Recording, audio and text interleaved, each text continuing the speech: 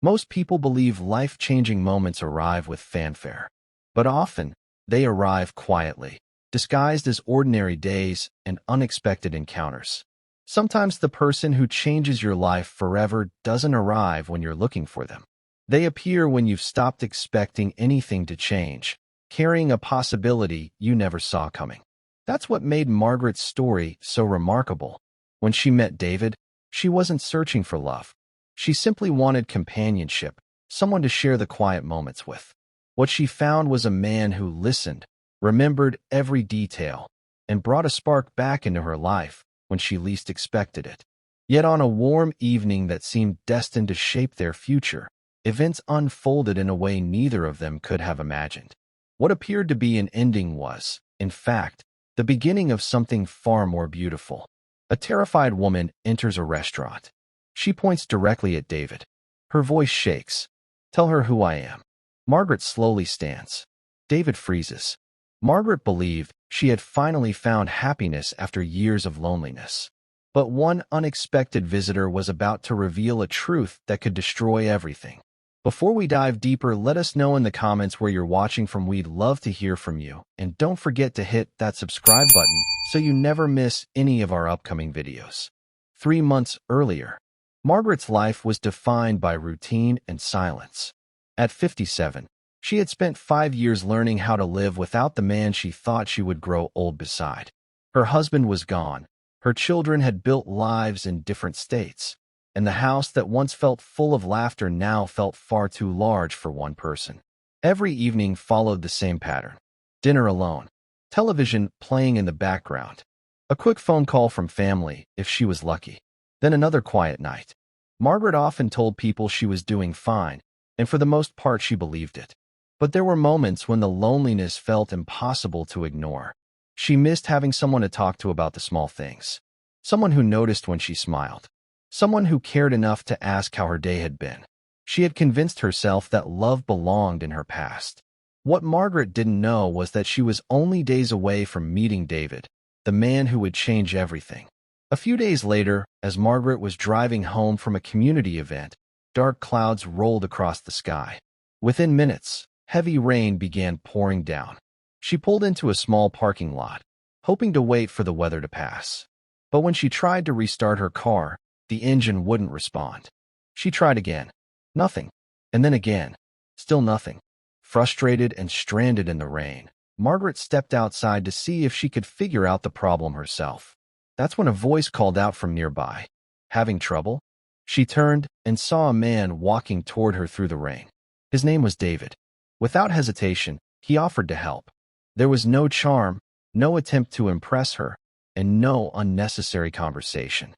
He simply rolled up his sleeves and focused on getting her car running again. 20 minutes later, the engine finally started.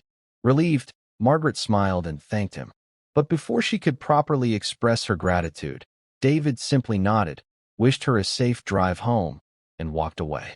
As Margaret watched him disappear into the rain, she couldn't explain why the encounter stayed on her mind long after she drove away. What Margaret assumed would be a brief encounter didn't end there. A week later, she ran into David again at a local coffee shop. This time they talked. Then came another conversation a few days later. Before long, coffee turned into phone calls, and phone calls turned into evening walks. The more time they spent together, the more comfortable Margaret felt around him. David had a way of listening that seemed rare. He paid attention. He remembered things. If Margaret mentioned her daughter's birthday, he asked about it later. If she talked about a favorite childhood memory, he recalled it weeks afterward. The small details mattered to him. For the first time in years, Margaret found herself looking forward to hearing her phone ring. Their conversations felt easy, and their shared stories created a connection she hadn't expected.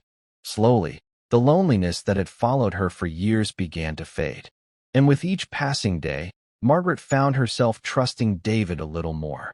One evening, while Margaret and David were sitting together after coffee, his phone suddenly rang. The sound interrupted their conversation, and for the first time since she had met him, Margaret noticed a change in his expression. David glanced at the screen. The warmth disappeared from his face. For a brief moment, he looked genuinely unsettled.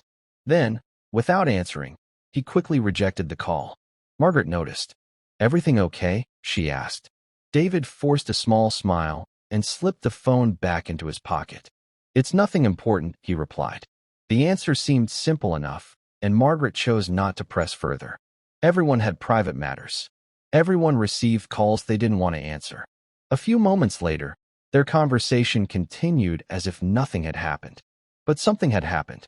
And although Margaret didn't know it yet, that unanswered phone call was connected to the same secret that would eventually bring a terrified woman into a restaurant and leave David frozen in silence. As the evening came to an end, David stood and told Margaret he had an early morning appointment. She smiled and watched him walk toward the parking lot. For the first time in years, she felt genuinely hopeful about what the future might hold. A few seconds later, David's phone, which he had accidentally left on the table, lit up. Margaret wasn't trying to invade his privacy.